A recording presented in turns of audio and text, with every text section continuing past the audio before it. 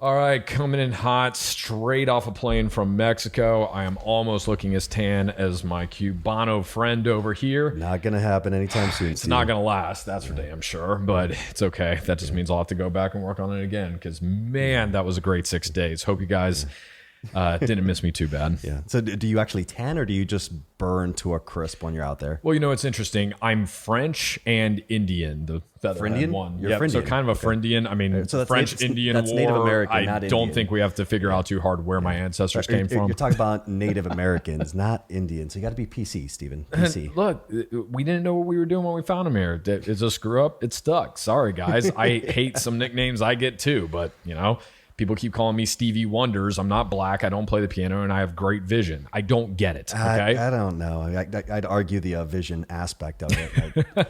You know, the person who should be questioned is my wife. The fact that she married me. True. And, So you know, we need to check her eyeballs out for sure. or her brain. But, all right. So Tootsie Roll, welcome. Tootsie Roll, welcome back. everybody. Getting into it. We have a full show today. So much news. It's insane. I mean, just in the past 3 hours. I'm sure a ton will be, just off the cuff, completely, just shocking to all of you because we haven't talked about any of this. I know, but all you need to know is this. We're going to talk about a lot of bad stuff today, but it's okay. You want to know why? It's always because okay. President Biden, in his most recent mouthpiece, just came out, and I don't know the new chick's name. She's all right, so I doubt it was President Biden. His it wasn't administration, President Biden. He wouldn't have finished the sentence. His administration, but made a claim, the new news girl Kasaki left. I don't remember where she went, but basically she came out and said that the economy is in the best place that it's been in years. Absolutely. No. And technically, this is, again, you have to be very specific. She said, and I quote, "What we're trying to say is the economy is..." So again, that's a qualifier. We're trying to say... Oh, they're trying to say it. I'm trying to say I'm a billionaire, but trying to say and making it a fact are two very different things.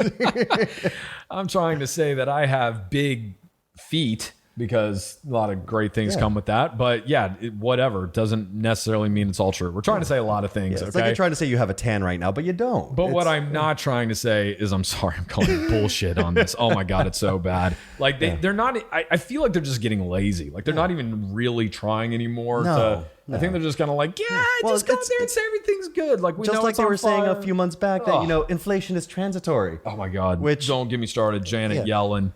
Oh gosh. There was a great meme of a dinosaur looking up at an asteroid that's about to crash into the Earth, and on the dinosaur it said Janet Yellen, and the asteroid was inflation, and it was like, okay. Janet. It said, Janet Yellen didn't see the asteroid coming. At all. Well, there was a movie like about you had that. one Don't job. Look Up, right? Have you seen Don't Look Up? Oh yeah. That was it. It's people are saying it's the importance of that with the pandemic and with the global warming and all that. But I think right now it applies perfectly to the economy. No, it really does. Don't look at the numbers. Don't look up, guys. We're fine. It's all okay. Look, I know you guys are paying $100 at the pump for your SUV when not even. I mean, what are we up? It's like 106%, right? Yeah. Oil from last year. I mean, and if we go into that, then she also made a comment, which God bless her heart, as we like to say here in the South. Yes, God bless her heart. She said that the current prices are not because of corporate greed. Guys, it's not corporate greed. They're, oil companies are posting the highest profits they've ever posted in history. They doubled last year's profits, but it's not corporate greed. No, God, it's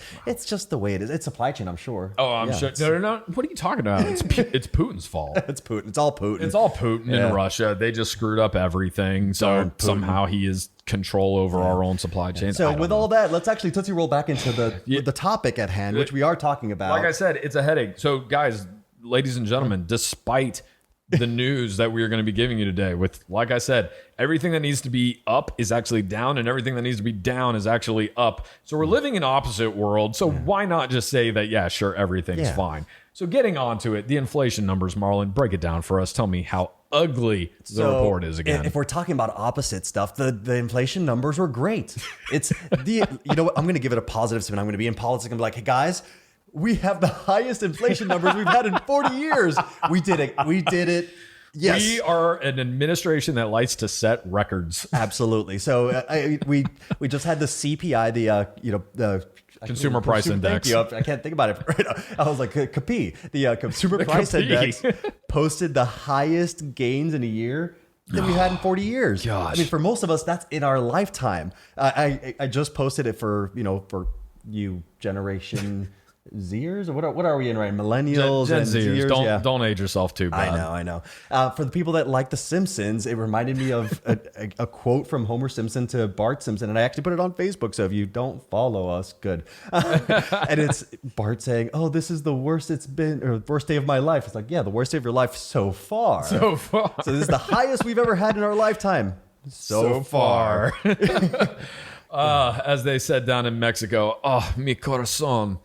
So I think they were talking about the tequila at that point. That was for those of you Corazon tequila, pretty good stuff. non-Espanol speakers, that was referring to the pain in my heart at that particular moment.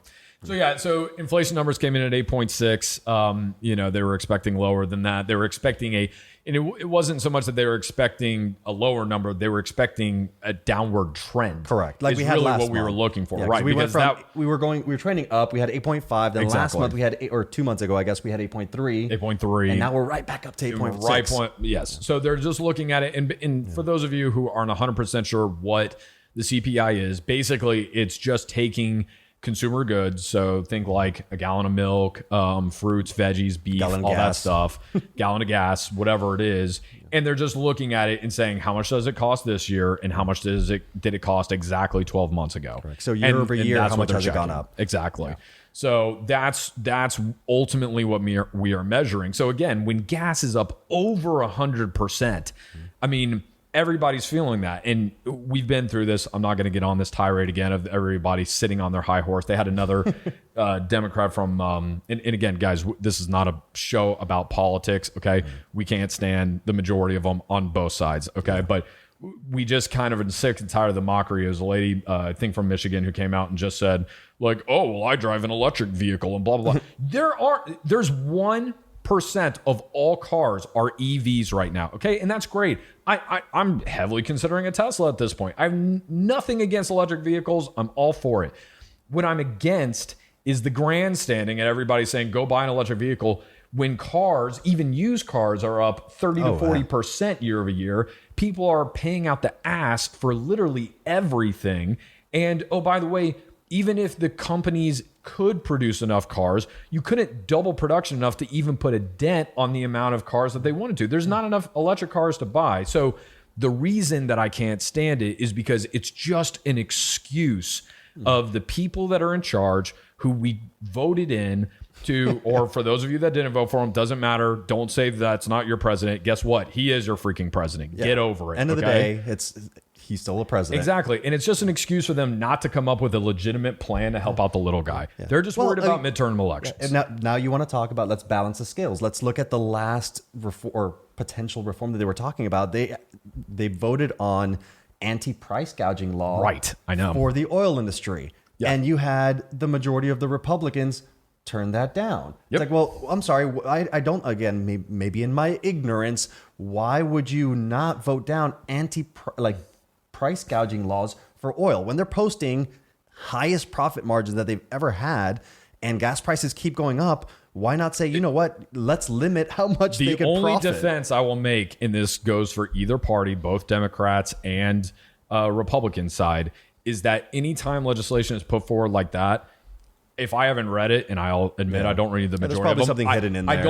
I don't know the pork that was included. Yeah. So because and honestly, I think that would be one of the greatest laws we could come up with is like, hey, you have to keep your proposals focused. Absolutely. And no more bridges to nowhere. Yeah. So I think our country would be headed in such a better direction if it could. But anyway, so the point is CPI, it sucks. Inflation is the wealth killer. It is a silent tax on every single person, not just in the United States, but abroad too, that uses the US dollar. This isn't just hurting our economy.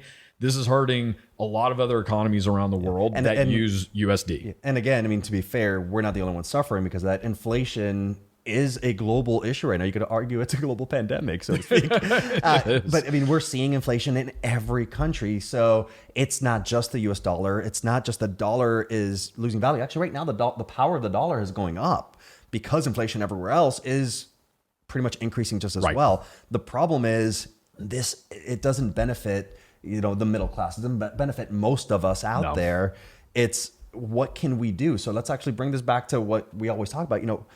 What can we do to make money in the current situation? Or like we've been talking about, unfortunately, more often than not, what can we do to save our money in the current situation where inflation keeps going up? Especially if we're going to be looking at stagflation, right? Correct. Yeah. World Bank warns that the global economy may suffer 1970s style stagflation. Now, that's a weird term. I was going to say, what is stagflation, Stephen? Yeah. So, dude, you've got a better definition. You want to keep it a little bit more concise right there for us. Because, listen, so stagflation, not to be confused with inflation. Yeah. This is the technical term. Okay. Yeah. So I've got a 3-page definition, but I'm not going to go that deep. Complicated. I literally just used my friend the Google here to come up with the most concise one. And it's a combination of stagnation and inflation. And it's a description of an economy that is malfunctioning, not working great, in which prices go up while economic growth stalls. Essentially. So, I mean, look at where we are right now. People are going to be afraid to spend money because inflation's going up. So there's economic spending stalls and is potentially going to go down. So we're on the brink of a recession. Because you're seeing it all over the place. Companies are freezing hiring. Some of them are laying off. You've got inflation going up, unemployment going up, economic growth going down. I mean, we're potentially heading into a downward spiral that we haven't seen since the 70s. And for those of you out there that were around in the 70s, I was not. It was not a great time. That was the time where you hear the horror stories of, milk costing the equivalent of what would be $10 a gallon right now. It was so difficult to buy things that people were starving the streets. People were fighting for jobs, doing all these things. So, I mean, it's interesting to see the dichotomy where a month ago we were talking about companies doing everything they could to bring people in, and now there's hiring freezes going on. So, I mean, it's interesting to see what's going to happen in the next month. The government backed themselves into a corner by basically choosing all the wrong things to do. And then basically the Fed, which is in charge of interest rates, was left with a no-win situation of either we do this to curb inflation and we drive ourselves into a recession, or we let ourselves fall into the recession and then we don't curb inflation. Unfortunately, due to the mismanagement of the communication of the plan, whatever the hell the plan actually was, it's changed so many times we don't know. And I've got to qualify that. That is your opinion, that it was the mismanagement. What's not my opinion? We don't know what we don't know. What's not my the Illuminati opinion out there might have a plan. And I'm talking about the Illuminati from the MCU, so the Marvel Comics universe, not the Illuminati from the secret government. Yeah, the guys with like the cool little 3D cubes on their necks. I don't want the SWAT team to come in here and say, "What do you know?" Jay-Z was with them, weren't they? A rap group, the Illuminati. So no, but it's like, unfortunately, the fact that they kept coming out and saying, "This is what we're going to do." Okay, maybe we're not going to do that. Okay, yeah, we are going to do this. Like, all they had to do is just say, "This is the plan. This is what we're going to do," and we would just got one of them. Now we're probably going to get stuck with both.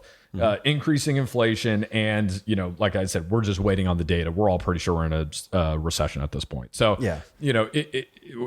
whatever. We'll wait for it to be official. We'll do a big thing on it. But I mean, they talked about this. You and I, on the podcast we listened to called the All In Podcast, they were talking about this at the beginning of the year. They're like, listen, the Fed has to be really careful because,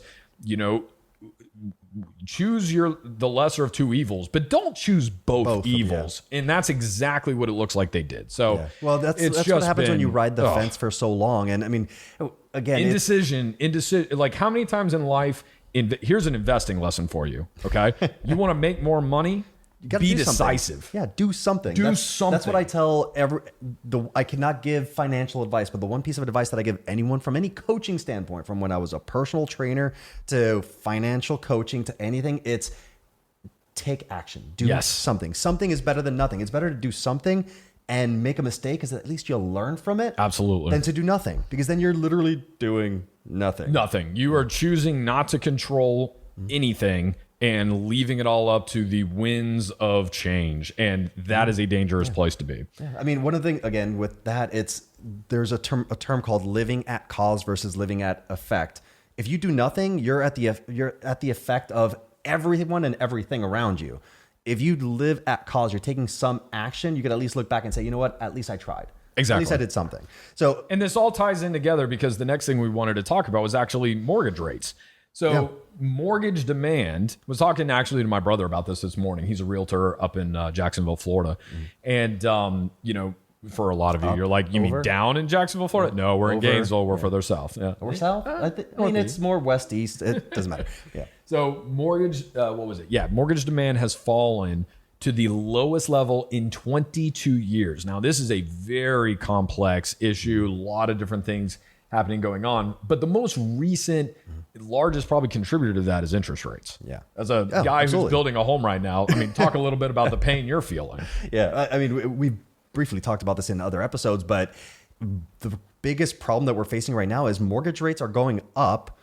And, luckily, even if you locked in a cost, if your rates are going up, you're not going to be able to afford as much monthly as you were before. Yep. So now with rates being double or if not more than double what they were 6 months ago, what you used to be able to pay in mortgage it's cut in 30%, 40%. So now people are realizing, okay, well, with inflation going up, with people losing their jobs, with people not getting new jobs, it's the perfect storm to say maybe it's not the best time to buy a house again. So, all the realtors out there that were saying, oh, yeah, no, real estate is the place to be. I'm not saying it's not, but we're seeing that now the demands are starting to fall and they've currently fallen to the lowest they've been in 22 years. So, yeah, maybe there's people out there buying homes, but more often than not, it's people that are buying cash because they sold their homes and they did well, which unfortunately starts creating that big separation again of the have and the have-nots. The people that have all the money are buying more homes and paying cash for them, where the people that were hoping to buy their first home, that demand is falling drastically because now, you've been saving up, doing nothing, stalling, not making a decision, and now it might be too late. So here's actual numbers for you. Okay, so home price of $40,000, you're going to put down 10%. That's $40,000. Okay. Oh, I'm sorry. Home price of $400,000. I think I said 40. And then the down payment, you're doing 10% for 40. When mortgage interest rates were at 3.25, this was the beginning of the year, not even 3-4 months ago. It's about where we were sitting at this. Your monthly payment would have been $2,218. Okay. That's, not including like a bunch of other stuff, but just your taxes, fees, ballpark home insurance, and your mortgage payment, you were looking at about $2,200. Now, fast forward to 3 months later. So you could be in the same housing market looking for the same thing. And let's just take it up 2 points to 5.25. Now it's $2,640. Okay. So that's an extra $400 a month, which is an extra almost $5,000 a year. That is a lot of extra money. And that's not going to your house. That's going straight to interest. That's going straight to the bank for just a thank you for letting me borrow money. Okay. So you're getting no benefit. That's an extra $5,000 a year. What changed? Throwing away. Nothing. 3 months changed. So that's why people have to make adjustments, and it's messing up everybody who's out there and trying to find a home. Yeah, absolutely. I mean, and I guess with that comes the question of, well, are we going to be looking at a big bubble burst like we had in 2008? Not necessarily, because it's a completely different environment. So unfortunately, we're still seeing a low number of homes that are being built, low number of homes that are being available, and we just aren't seeing that high of demand. So what does that mean? We're seeing probably more people moving back in with their families, moving back in with their parents, instead of buying their first home, more people renting. And the unfortunate thing is rent just went up last month, 15% nationwide, the average rent. So average rent just crossed over $2,000 a month nationwide. Correct. When it was $1,500, four months ago? And what has pay done? Nothing. Yeah. People are getting paid the same thing. Yeah. So again, this is a lot of bad news. So let's try to come up with some positives here. Sorry, guys, we are Debbie Downers today. We're not trying to be. Sorry for the Debbies out there. You got kind of roped in on that one, but it's better than being a Karen right now. Yeah. So Karens are really getting it. Yeah. Nobody's naming their kid Karen right now. Yeah. And I know a lot of really good Karens. Oh, yeah, there's some great Karens it's just out they're there, getting a really bad. I don't know how that happened. Whatever. But Tootsie rolling back into it, it's like, what can you do right now? Okay, this is something that it's kind of tough to come out and talk about this because a lot of this depends on your current work situation. Do you work from home? do you have kids? There's a lot of variables that go into this, and I totally get that. But I honestly believe that right now, one of the best things you can do breaks down to two different things. Okay. Number one, you can upskill, which means whatever it is at your job that you do, whatever position you're in, look, if you want to continue on in that industry, whether it's at the same job or, same job, different company, whatever the case is, figure out what you need to do to get to the next level. Yeah. Is that management? Is that a higher, level of salesperson? If you're like, in some type of technical architecture, whatever, do you need another certification? What do you need to do to make yourself more valuable in your given situation? There is so much out there in terms of free education, cheap education. In order to be able to do that, one of the best things you can do right now is increase your income. So, absolutely.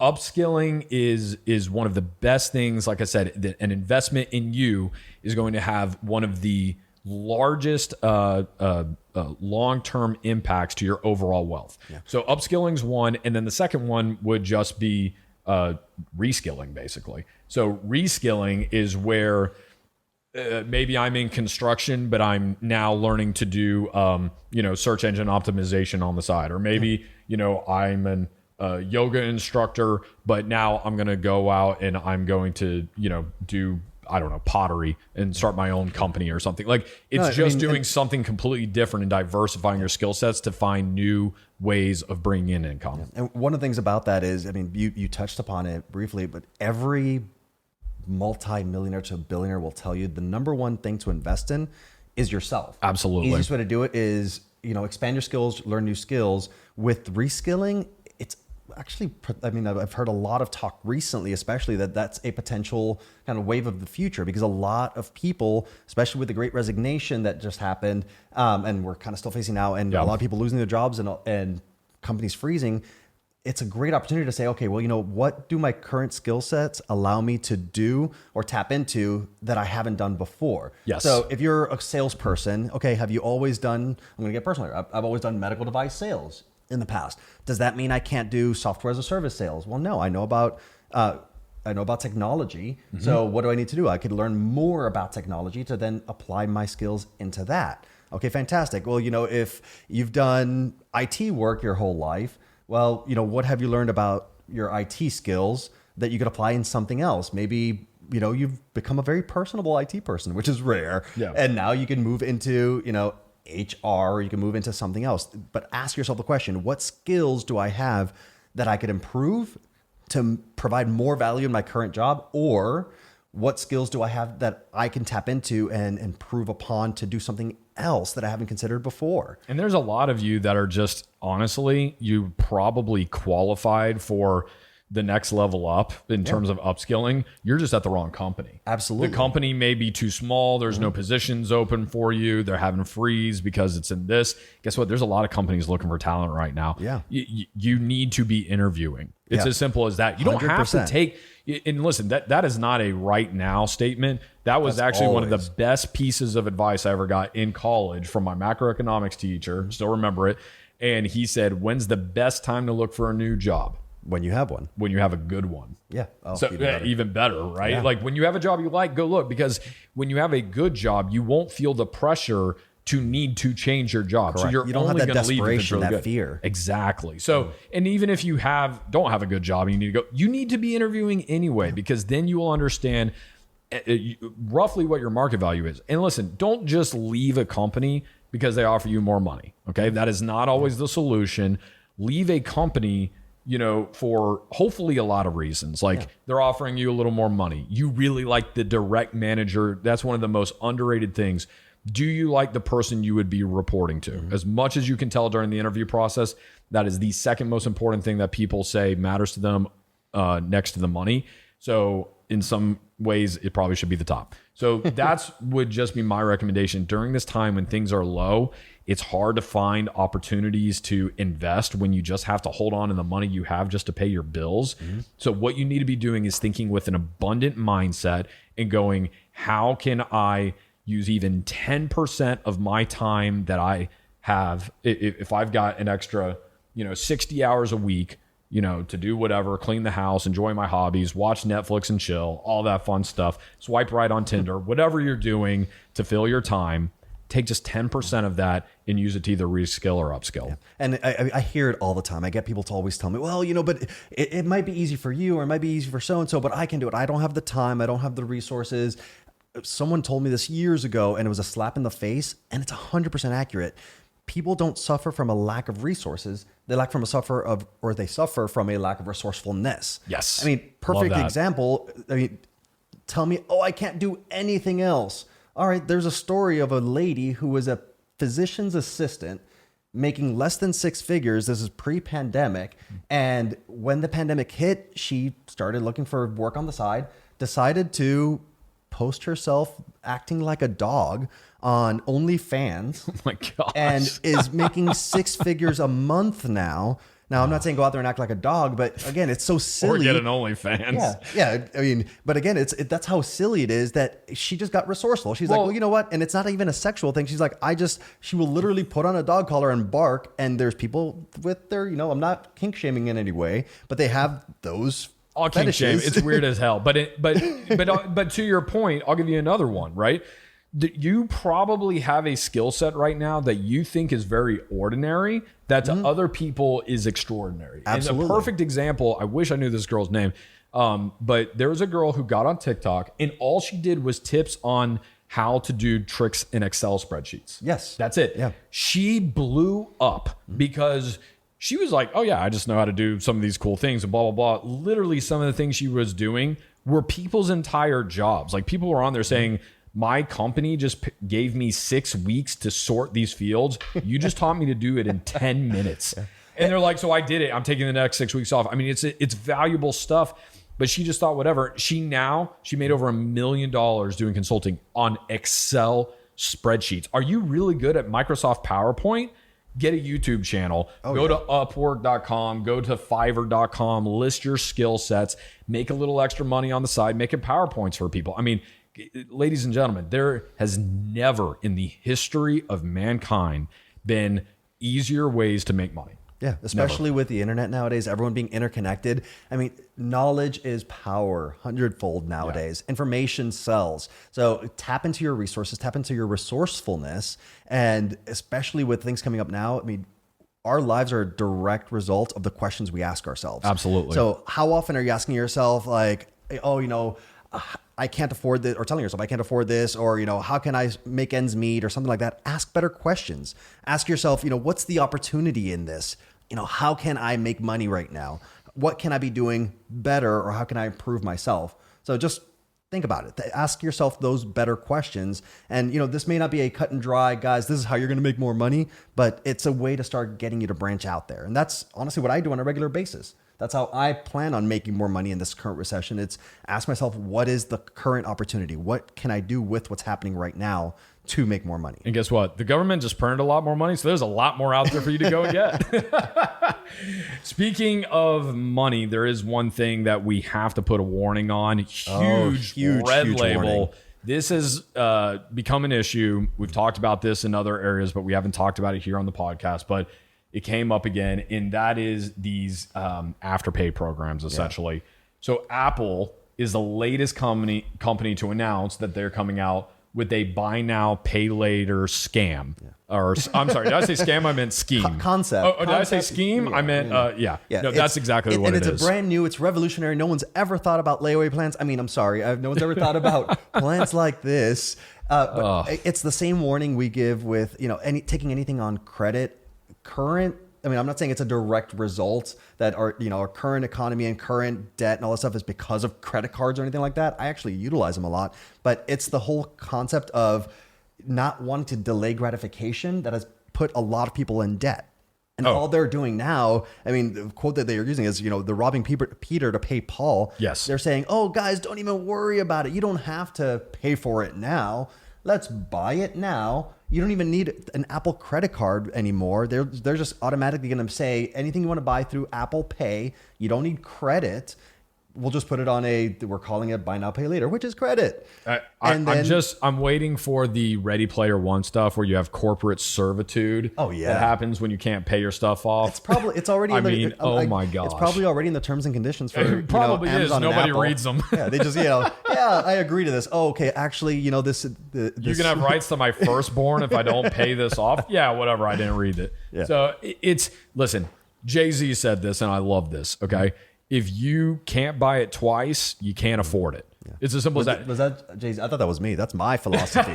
It's you can't afford to pay for it twice. Whichever one of y'all greatest rappers ever said it. It's just the truth. Okay, I could rap. My money don't jingle jingle. It folds. I gotta learn that dance. It's a pretty good dance, But no, so that's the thing. It's just listen. If you can't buy it right now, number one, I almost guarantee you don't need it. Okay. Yeah. So it's just as simple as that. I'm gonna put a statement out. I'm gonna put my foot down and make this, kind of harsh statement. Okay, bring it. This is a worthless feature. Worthless for My individuals. butthole puckered up a little bit when you said that. It is like it's corporate greed. There is literally zero things out there that you will need that you can't afford right now through this program. You can't tell me I need this iPhone and I'm going to buy it now and pay it off later. You know what? If you could afford an iPhone, then buy it. Fantastic. Get it. But you don't need an iPhone. Right. You don't need, the latest and greatest. There is literally nothing that this program is going to offer you that you're going to need to actually utilize it. There's zero reason. And that's my stance. I'm going to put it blank out there. Please prove me wrong. But why would you say something that I'm going to buy it now and pay off later? Again, I use credit cards, but I use them for points. I use them for rewards. All this is going to do is drive people further and further into debt. And this is bad. I just looked this up. Okay, so this is on Reuters as of September. I always said Reuters. Reuters is the plumbing company, I think. It's Reuters. So a financial company that starts with an R did a report on September 9th, 2021. So this is like things were actually a lot better September 9th, 2021 than they are, things were trending up 7-8 months later where we are now. So when things were a lot better than they were right now, everybody was getting those stimmy checks. We had all the stocks and crypto, everything was doing pretty good, all that fun stuff. When things were good, a third of U.S. consumers who use buy now, pay later services have fallen behind on one or more payments. A third, and 72% said their credit score declined. Yep. Ladies and gentlemen of the United States of America and the world over, do not ever, ever, ever use these things. No. Okay. Well, and they're going to try to seduce you with the idea of like, well, it's interest free, but it's still credit. Yes. It's still if it negatively affects you, if you cannot pay it back, it's not like, oh, no harm, no foul. No, it goes against your credit. And this is an industry that it's $125 billion industry. Oh yeah. It's huge. Ask yourself the question, how are they making money? If it's a $125 billion industry and they're doing zero interest, it's because they're banking on you. So literally speaking, not making your payments. That's it. And then they take the collateral and then they hurt your credit and you're going to be stuck with it anyway. So guys, I'm a fan of Apple to a certain degree, but please at all costs avoid this buy now, pay later scheme. Yeah. And all other ones. Apple's not special. They're just the recent ones to get in the game. Why? Because there's money in it. Correct. Okay. So that's it. Like I said, we had to put a big red warning label on that one. Man, we hate these things so much. And now we are going to shut things down with the crypto crunch. We are just going to talk about Ethereum this week. Some big news coming out there with the merge. I know, not the purge, though it feels like we're not too far away from getting to that level of things. But let's talk about the merge a little bit. Merge, everybody, merge. I don't know. That just came out of nowhere. So essentially the merge that we're talking about it's a plan that they've had for a couple of years now, and they were hoping to get it done by 2023, 2024. It's a proof of work concept to proof of stake their Ethereum by minimizing gas fees, which is what's been hurting the network a ton. And it's forking the Ethereum network. So it's switching it over to a new network that's going to cost less time, less energy, literally energy. So it's not going to be as harmful to the environment. And it's going to save time and money.